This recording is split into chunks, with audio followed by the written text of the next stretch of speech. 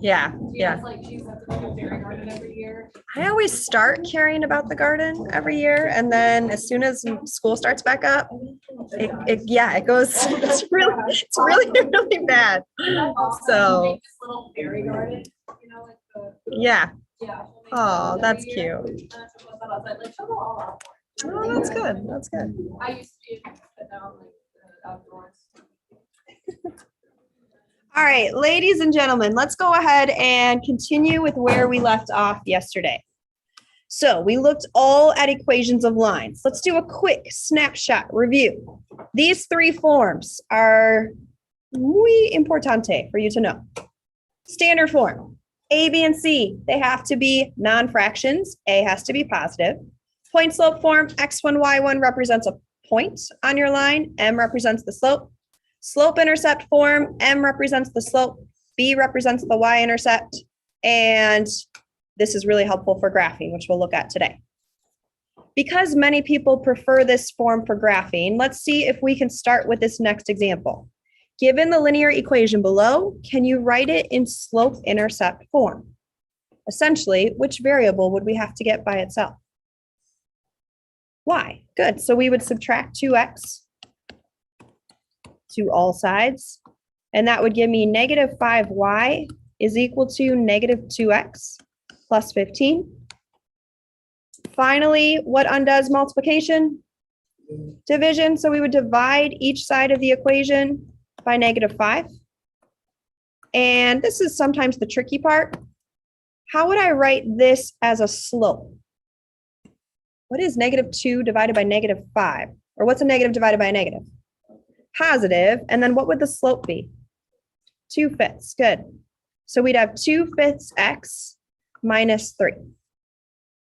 And today we're going to graph that. We would use a slope of 2/5 and a y-intercept of negative 3. But before we get to graphing on our own, let's see if we can be given a graph and identify some characteristics from it. Once my one.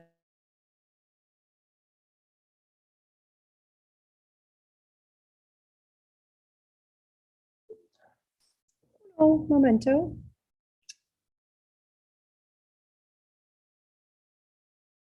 There's my face. This is interesting. Okay.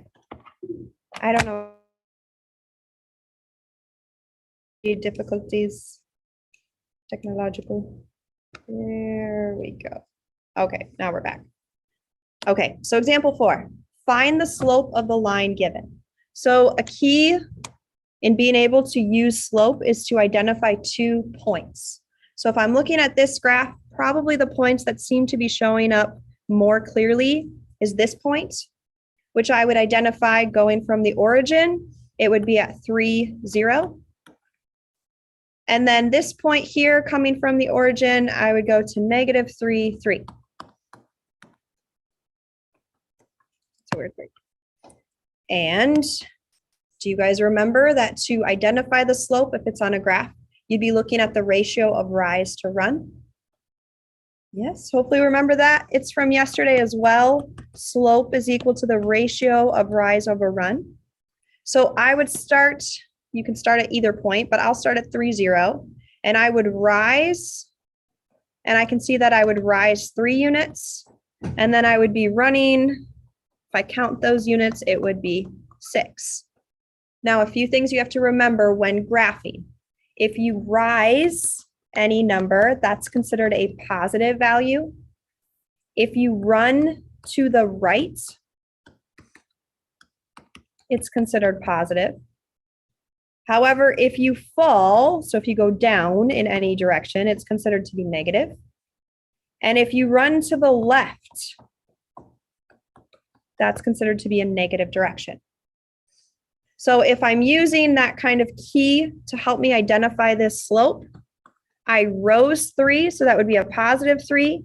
I ran to the left 6, so that would be a negative 6. And what could I call this slope if I simplify it? Negative 1/2. Awesome. Okay, then let's continue answering the questions. It says, now write the equation of the line in point slope form. On your own, without looking at the previous page, see if you have point slope form memorized at this point. So just write down the equation. You can use either point, yep.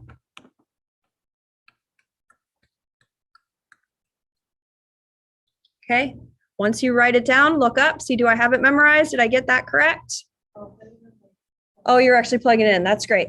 But we do need to know this form. So this is point slope form. What does x1, y1 represent from this form? Does it represent -1/2? No, what does it represent? A point. Now the beauty is it represents any point on the line. So you can choose 3, 0, or you could choose -3, 3. I'll just go ahead and choose 3, 0 as that point, but you could have plugged in the other one. So I'm going to choose my x coordinate of 3 and my y coordinate of 0 to plug in for x1, y1. Now I have all the pieces I need for this formula, so I'll plug in 3 for x1, 0 for y1, and my slope is -1/2. So in doing that, I pop those pieces in, and then I'm going to simplify the equation if necessary. So I have y minus 0 equals -1/2 times quantity x minus 3. There's no minus negatives here, so I could leave it like that. I could simplify what's y minus 0. What could I call that? Just y minus 0 gives you just y. So you could keep that, or you could just leave it like this. That's point slope form. Now the next thing it asks is it says, then write the equation in either standard or slope intercept. Which one do you guys want to choose, standard or slope intercept? Slope intercept is probably easiest because we just have to get which variable by itself. Y, and y minus 0 is y, but I really now all I have to do is distribute that -1/2. So that would be -1/2 x, and then minus times a negative creates a positive. I have to remember to put that over 1, multiply the numerators and the denominators. So that would be plus 3/2. And that's my equation in slope-intercept form. I like to check things if I can. This y-intercept is the same as 1.5. Does that appear to be where the graph crosses the y-axis? Yeah, so we most likely know that we have solved well. All right, then the rest of the lesson, today's focus, is going to be graphing the lines given to you. You probably already come in with some prerequisite knowledge. I'm going to try to add to that by showing you the quickest way to graph each line based off of the way that it's given to you. So if I look at letter A, for example, how is it given to me? Is it slope-intercept, standard, or point slope form? Slope-intercept. Nice, Caleb. If you're given slope-intercept form, the easiest way to graph is to use the y-intercept and the slope. So if I line this up with y equals mx plus b, what's my y-intercept? What's my b value? -3, awesome. If I did ask you to list it as a point, what would you list it as a point? Really close, yeah, 0, -3. And essentially, we just have to go to the y-axis and plot that value along the y-axis. So I go to -3, or I could say 0, -3. And then where do I go from there? What can I use? The slope. What's my slope? 2, and I like the way Caleb said that. He said 2/1, so that we can recognize it as the ratio of rise to run. It's going to take a second, but if you feel comfortable using that,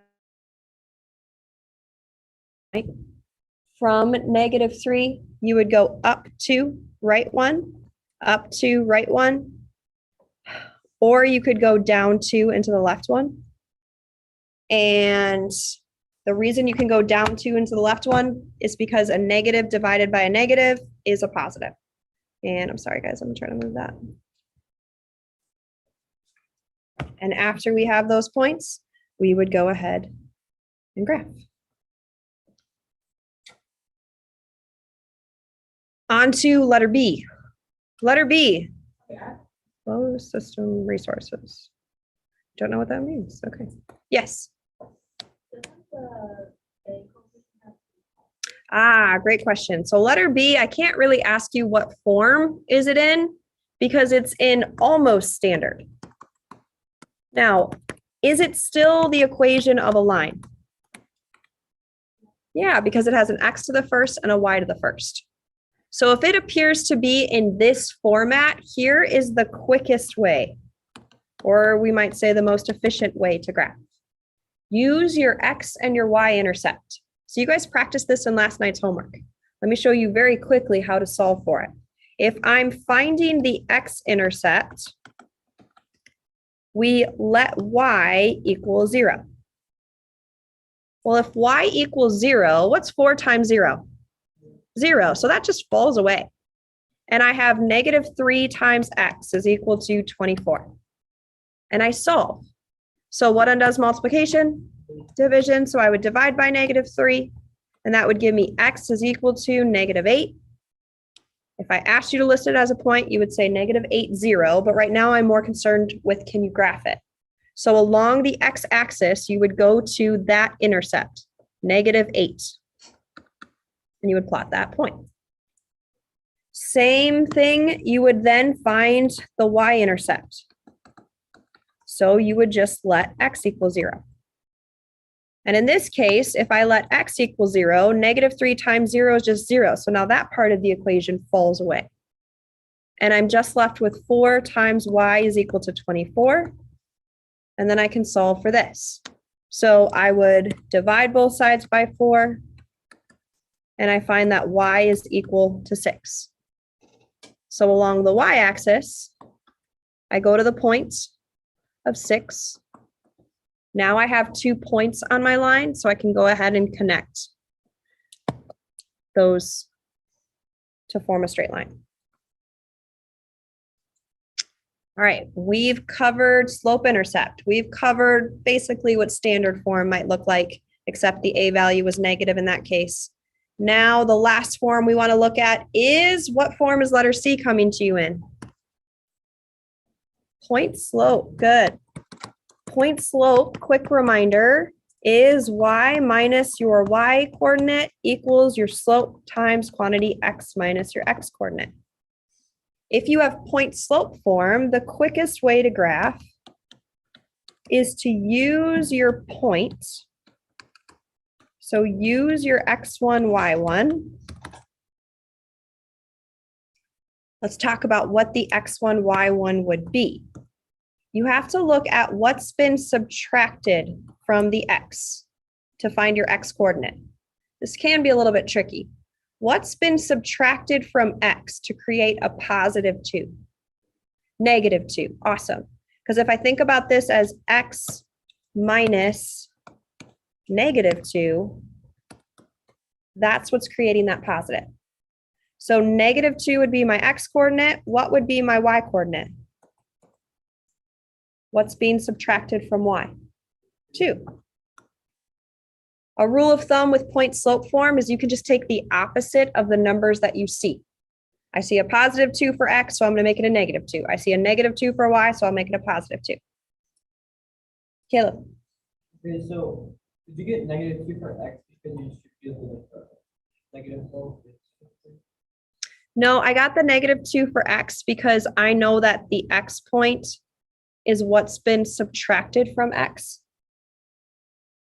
Because the point in point slope form is x1, y1, and that represents a point on your line.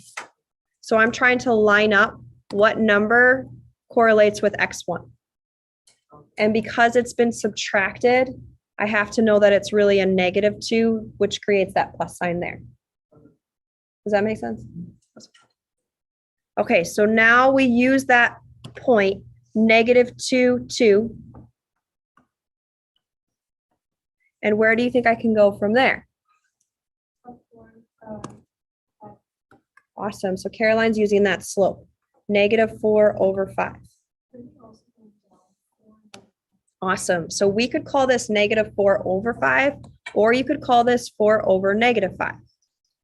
So if I call it -4/5, I would go down 4 to the right 5. Or if I look at it in the second way, I would go up 4 and then to the left 5. And that would be my linear equation. Linear, the line. Okay, we've covered the three forms. The last thing is the exceptions to the rule. Letter D is not point slope form. It's not slope intercept. The slope is undefined. So what type of line is it? Say, Ooh, I'm hearing horizontal, or I'm hearing vertical. Which one do you guys think? Vertical. It's the vertical. One thing one math teacher told me is that if it's x equals, it's going to pass through the x axis. So if I think about 1, 2, 3, 4, it has to pass through it. So it's going to be vertical. Or another way to look at it, if you're more of a numbers person, you could look at these points like this is 4, 1, this is 4, 2, this is 4, 3. And the key is that x is 4, which is true of all of those points. Okay, the other exception to the rule, y equals 3. What type of line is this?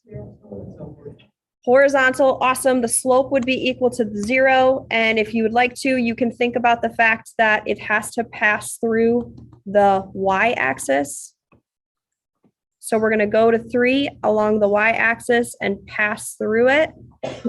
Or again, if you're more of a numbers person, you could locate any of these points and all the y coordinates would have to be 3. And that's because the y has to equal 3. Caroline. Could you also think of it as line only ever passes through? Yep, that works too. Nice. Yes. And last but not least, letter G. You graph letter G in the way that you would like to solve. I've given you some tips, but you graph it in the way that you would like to graph it. And I'll be walking around, see if you have a question. And let's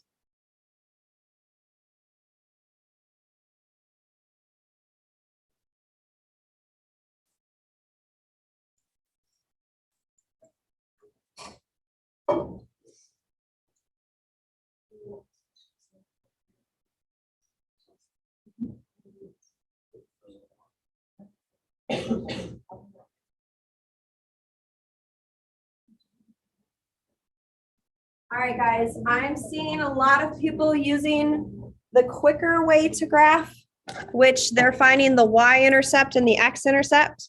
The y-intercept would be -2, and the x-intercept would be 3. So I'm seeing along the y-axis, people have a point of -2, and along the x-axis, people having a point at 3, and they're just graphing their line. Awesome. If you tried to convert it to slope intercept form, you could have. It might have taken a little bit longer, but you should have y is equal to 2/3 x minus 2 if you did it in that way. All right, your homework is a worksheet, but before you download that, I am going to be sending a survey your way.